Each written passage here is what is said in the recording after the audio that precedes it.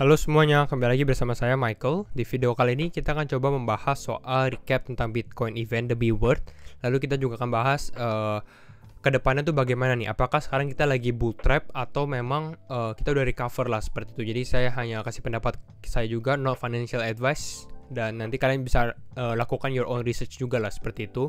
Lalu jangan lupa nih video juga cukup penting. Jadi kalau kalian bisa bantu dengan share ke kerabat kalian seperti itu yang menyukai cryptocurrency juga atau pengen belajar, itu juga sangat membantu. Dan jangan lupa support channel ini dengan cara subscribe dan like gitu ya.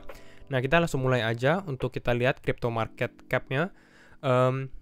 Untuk hari ini Bitcoin sudah ke level 32.000. Jadi ini 31.900-an ya. Jadi ini cukup bagus juga, istilahnya mereka sudah kembali hijau. Tapi nanti kita lebih analisa lebih detail di dalam teknikalnya gitu ya. Nah, kita lihat dulu crypto Fear and Greed. Kalau kita lihat Fear and Greed sendiri sekitar 21 ya. Kemarin nih sebenarnya sempat ke 10. Jadi sebenarnya ini cukup good opportunity untuk membeli sebenarnya kalau lihat seperti ini. Orang takut banget. Nah, kita bahas ke dalam Be World event sebenarnya. Nah, Be World event sebenarnya satu highlightnya itu adalah di mana Elon Musk sama si Jack Dorsey ini mereka lagi ngomongin tentang Bitcoin juga sama Cathie Wood gitu ya. Kalau yang ini saya kurang tahu, maaf. Jadi seperti itu, jadi mereka ngomongin dan overall memang cukup bagus. Kalian bisa nonton juga videonya, mereka diskusi dengan Bitcoin, lalu dengan ada beberapa dengan Elon Musk juga, dia kasih pendapat dia gitu ya. Dan mungkin ini yang mungkin kalian penasaran juga nih, apa yang Elon Musk katakan gitu ya di dalam videonya nih. Salah satunya sebenarnya, the price of Ethereum rocket after Musk revealed that he personally invested in the cryptocurrency. Jadi memang Elon Musk ada bilang dia ada Ethereum. Tapi sebenarnya kalau menurut saya ini bukan gara-gara Elon Musk bilang gitu ya, makanya bisa naik. Tapi itu bisa menjadi faktor pendukung gitu ya.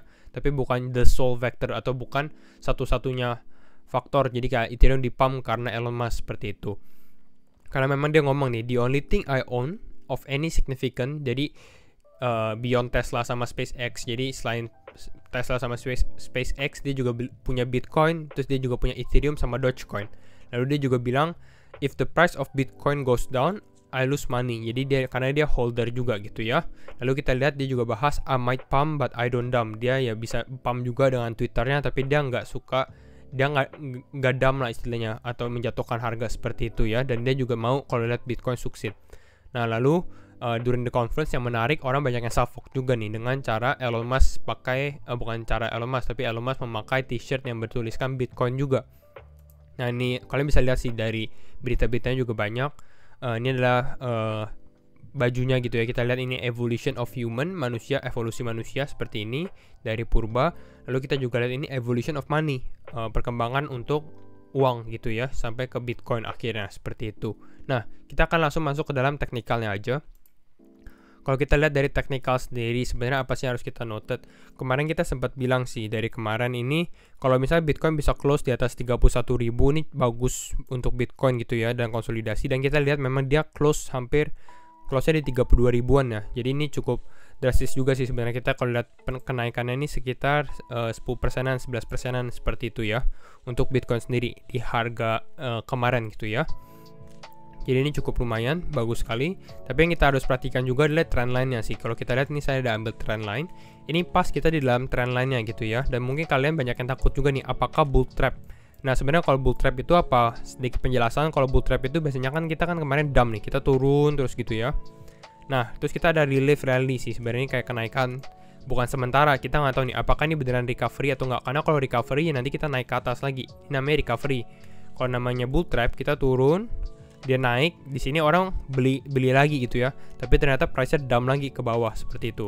Nah, ini ya banyak orang takut juga. Jadi mungkin itu pertanyaan besar kita semua gitu ya.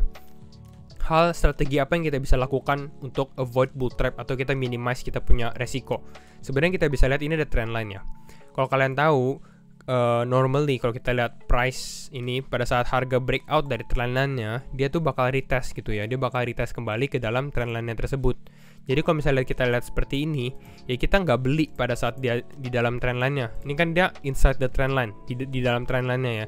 Kita beli pada saat dia sudah di luar trend line-nya. Jadi dia udah breakout, dia keluar, kita beli di sini. Istilahnya menjadi konfirmasi kalau dia udah keluar dari trend line-nya lagi. Jadi ini sebenarnya lebih safe. Salah satu cara di saat kapan kita mau beli. Dan sebenarnya apakah lebih mahal untuk kita beli di luar trendline. Mungkin kadang-kadang bisa aja sih retest kita bisa beli nih sekarang di level 31.800 contohnya. Tapi dia retestnya trendline-nya di sekitar level 32.000. Ya nggak apa-apa lah, cuma beda dikit sebenarnya. Tapi lebih aman itu sih kalau menurut saya strateginya. Kita strategi dengan beli pada saat dia retest seperti itu. Jadi ini bisa menjadi saran juga sih, dan mungkin opini aja untuk kalian semua ya kalau kalian yang takut seperti itu. Karena mungkin kita harus wanti-wanti juga sih sebenarnya, mungkin masih bisa mengalami penurunan sedikit karena kita bisa fokus ke dalam volumenya juga sih. Kalau kita lihat dari volume sebenarnya ini kan Bitcoin volumenya sebenarnya ini sudah sempat naik ya, tapi kalau kita lihat volumenya hari ini tuh kurang banget. Dan memang kalau kita recovery, kita tuh butuh volume yang cukup kuat gitu ya. Dan biasanya volume yang cukup kuat ini dari mana? Dari financial institusi. Jadi institusi finansial dari Wall Street gitu ya. Mereka beli Bitcoin kembali, ini bakal nge-boost gitu ya. Bakal boost volumenya jadi bisa naik. Tapi masalahnya apa? Masalahnya kalau kita ngomongin Wall Street itu kita bisa ngomongin GBTC juga. Karena banyakan dari financial institution itu mereka beli GBTC. Dan sebenarnya kalau mereka mau beli GBTC sekarang ini lebih murah daripada mereka beli Bitcoin. Kenapa? Karena kalau kita lihat beli Bitcoin di harga 31.800 misalnya. Kalau mereka beli GBTC ini trading at discount. Kita lihat diskonnya sekitar sekarang kita lihat premiumnya kalau misalnya dari sini sekitar minus 11,19% gitu ya. Artinya apa? Artinya memang lebih murah beli, misalnya kalau misalnya kita beli Bitcoin di sini lebih murah 11,19% karena minus gitu ya. Jadi ya mungkin salah satu tandanya kita bisa lihat ada volume lagi dari financial institusi itu bagaimana di saat premiumnya ini kembali naik, premiumnya kembali naik lagi. Jadi kita nggak diskon lagi, mungkin sekitar minus 4, minus 3, ataupun kalau bisa kita udah premium lagi nih. Karena kita sempat, kalau bisa kita lihat dari sini ya. Nah, kalau kita lihat dari ini premiumnya tuh sebenarnya kita tuh cukup positif. Memang premium bukan diskon, tapi sejak bulan Februari kita turun di dalam jadinya diskon lah seperti itu. Jadi hopefully kita kalau mau recover kita harus kembali lagi di premium bukan di diskon seperti itu. Jadi mereka beli lagi di spot market untuk drive Bitcoin menjadi recovery. Dan satu indikator lagi yang positif juga sebenarnya kalian bisa lihat dari cycle-nya, weekly cycle atau bukan yearly cycle sih sebenarnya, karena kita bisa lihat dari sini. Saya lihat ya, ini volumenya saya kecilin, volumenya saya tutup dulu, jadi kita bisa lihat lebih clear lagi. Nah seperti ini. Kalau kita lihat cycle-nya seperti ini ada Elliott Wave Theory yang pernah saya buat juga. Mungkin kalau penjelasannya kita nggak usah jelasin Elliott Wave Theory ya, karena kita lebih fokus ke dalam cycle-nya. Cycle yang pertama itu tanggal 15 Juli 2013. Kita lihat ini wave ketiga masuk ke wave 4 gitu ya. Jadi bottomnya itu sekitar di 15 Juli. Lalu kita mengalami kenaikan dari wave 4 ke wave 5. Ada launch up, jadi langsung naik gitu ya. Lalu kita lihat tanggal 10 Juli lagi. Di bulan Juli ada lagi wave ketiga ke wave keempat. Lalu habis itu kita masuk ke wave kelima. Ada launch up, ada kenaikan lagi. Nah sekarang di bulan Juli juga, kita lihat di bulan Juli. Apakah sekarang di bulan Juli atau mungkin awal Agustus gitu ya, kita bisa lihat ada kenaikan lagi untuk Bitcoin lagi. Kenapa ini? Karena memang ya mungkin ini coincidence atau kebetulan juga sih. Karena kita bisa lihat secara time frame-nya, ini time frame-nya kayak cycle-nya tuh 4 tahun. Ini sekitar 1449 hari, ini 1470 hari. Atau mungkin lebih ya, kita nggak tahu sih kapan bisa bottom-nya. Tapi intinya adalah kita sudah near the bottom. Udah deket bottom-nya gitu ya. Kalau misalnya kita lihat, memang kalau kalian percaya dengan cycle teori ini, kalau misalnya kalian yang ini, ya mungkin kita udah di bottom seperti itu, udah mendekati bottom, atau mungkin kita udah bottom, udah mau recover seperti itu. Jadi ini kita hanya menunggu masuk ke dalam wave 5, karena kita lihat nih kenaikannya nih, pada saat dia wave 4 ke wave 5, ini naik sekitar ya 1800% lah, gile, 1800%. Yang kedua sekitar 1300%. Yang sekarang kita nggak tahu sih karena belum terjadi ya. Tapi kalau kita lihat ya 500% aja nih harga Bitcoin udah sekitar $200.000. Wow, ini cukup tinggi juga ya kalau kita lihat harga sekarang masih 30.000. Jadi ya ini bisa menjadi salah satu indikator juga kalau kalian yang mau cari 4-year cycle-nya gitu ya. Ini untuk Bitcoin. Lalu kita lihat bahas juga nih dengan strategi yang kita pakai juga sih dari Ethereum, USD, lalu kita lihat dari pokoknya kita lihat bahas altcoin. Nah kalau kita lihat altcoin sendiri, beberapa caranya ya dari one day time frame. Kalau misalnya kita lihat dari altcoin, contohnya Ethereum dulu deh, kita mulai dari yang kedua. Kalau lihat dari Ethereum sendiri, kita bisa gambar trendline-nya juga. Dan kalau Ethereum ini beda. Ethereum ini trendline-nya masih jauh. Kita lihat, dia mungkin retest trendline-nya di daerah sini. Jadi masih ada sekitar gap yang cukup lumayan juga, sekitar 6%-an gitu ya. Jadi ya saran saya kalau misalnya ini kita jangan FOMO juga. Kita harus lihat juga karena memang korelasi dengan Bitcoin ini masih cukup tinggi.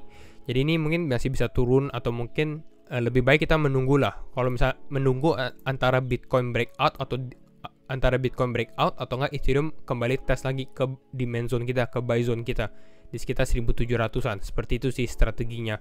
Kalau dia breakout, Ethereum breakout, kita bisa beli pada saat dia retest juga seperti itu. Nah, ngomongin ini tadi saya juga lupa ke skip, yaitu kita ngomongin bahas Bitcoin dominance. Nah, kalau Bitcoin dominance sendiri kalau kita lihat, ini dominasi Bitcoin ya, kita mungkin nggak usah menjelaskan lagi. Tapi ya kalau kita lihat dari sini, ini ada pattern ascending triangle. Dan kita lihat nih, apakah Bitcoin bisa breakout ke atas atau enggak dia malah breakdown. Sebenarnya seperti ini yang kita takutin. Yang kita takutin sebenarnya apa? Ya kalau misalnya Bitcoin naik lagi. Kalau Bitcoin naik, Bitcoin dominance naik, artinya apa? Artinya ini mungkin kita bisa mengalami crash lagi seperti itu. Kenapa? Karena artinya dominasinya Bitcoin itu lebih tinggi. Sedangkan kalau kita ke bawah, artinya altcoin season. Ya semoga kita mungkin kalau seperti ini ya, strateginya mungkin kita bisa naik, tes lagi, tapi kita nggak breakout gitu ya, kita malah turun ke bawah. Nah ini sebenarnya kita mau seperti ini. Artinya kalau di sini altcoins yang kayak Ethereum, Cardano dan lain-lain ini mereka performingnya lebih bagus lagi. Karena kalau kita lihat sekarang juga justru mereka yang sedikit terdampak lah seperti itu. Nah kita ngomongin tadi Cardano juga. Kalau kita lihat ada USDT. Kalau ada USDT sama juga sih sama kayak Ethereum, dia masih ada gap juga seperti ini. Kita bisa lihat sih, kalian bisa cek sendiri. Nah, contohnya yang ada di trendline-nya sebenarnya apa? Contohnya kalau nggak salah Polkadot. Jadi harus cek satu-satu. Kalian harus cek ininya sih trendline. Nah, kalau kita Polkadot ini kan gapnya sudah bentar lagi nih, kayak dia mau breakout gitu ya. Ya sebenarnya ada satu strategi lagi sih yang cukup risky juga sebenarnya. Caranya apa? Ya kalian beli di sini sebelum dia breakout.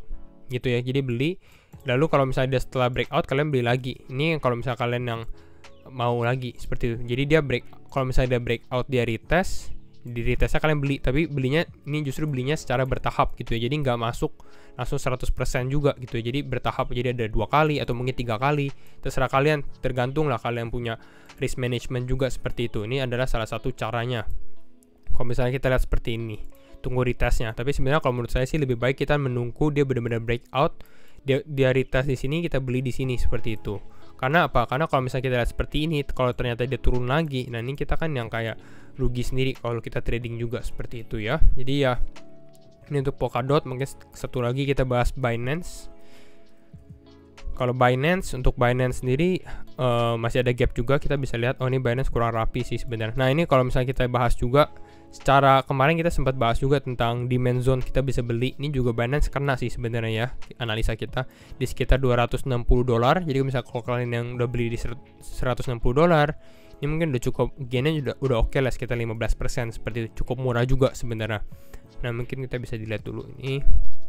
Nah kalau misalnya untuk Binance juga sama, ya kita beli pada saat dia, kalau bisa dia retest breakout lagi, atau enggak kita beli pada saat dia kembali lagi lah ke $260 seperti itu. Ini adalah salah satu cara strategi untuk kalian trading ataupun mau investasi tapi mau level entry-nya lebih bawah lagi lah, lebih murah seperti itu. Nah itu saja sih video kali ini. Semoga kalian suka dengan bahas Fourier Cycle, Bitcoin Event dan strateginya gitu ya.